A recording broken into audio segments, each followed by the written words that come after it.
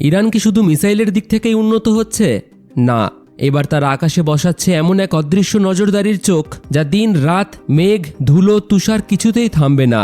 সম্প্রতি ইরান ঘোষণা করেছে তারা নিজেদের তৈরি প্রথম রাডার ইমেজিং রিকনেশন স্যাটেলাইট তৈরি করেছে, যার নাম হলো RAD-1।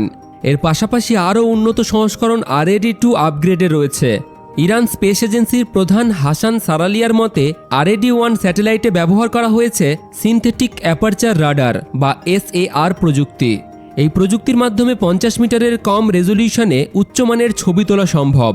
আর RAD-2 হবে আরও উন্নত, যার লক্ষ্য 20 মিটারের কম রেজলিউশন অর্জন করা। সবচেয়ে বড় বিষয় হলো এটি অপটিক্যাল স্যাটেলাইটের মতো শুধু পরিষ্কার আকাশের উপর নির্ভরশীল নয়।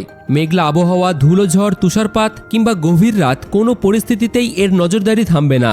অর্থাৎ 24 ঘন্টায় নিরবচ্ছিন্ন পর্যবেক্ষণ সম্ভব। বিশ্লেষকদের মতে এটি ইরানের সামরিক ও কৌশলগত সক্ষমতাকে নতুন মাত্রা দিতে পারে, কারণ রাডার ইমেজিং প্রযুক্তি সীমান্ত, সামরিক ঘাঁটি ও গুরুত্বপূর্ণ অবকাঠামো পর্যবেক্ষণে অত্যন্ত কার্যকর। এর মধ্যেই ইরান জ্যামজ্যাম-1 নামে একটি জিও স্টেশনারি স্যাটেলাইট উৎক্ষেপণ করেছে, যা তাদের মহাকাশ কর্মসূচির গতি আরও বাড়িয়েছে।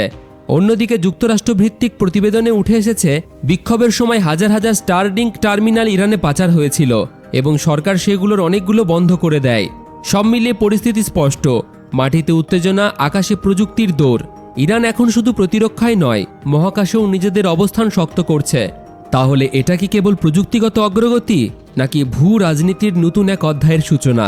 বন্ধুরা, আপনাদের কি মনে হয়? কমেন্টে অবশ্যই আপনাদের মতামত জানান। ভিডিও ভালো লাগলে একটি লাইক করে বন্ধুদের সাথে শেয়ার করে দিন। আর এই রকম জিওপলিটিক্স নিউজ শোনার জন্য আমাদের চ্যানেলটিকে ফলো এবং সাবস্ক্রাইব করে রাখুন।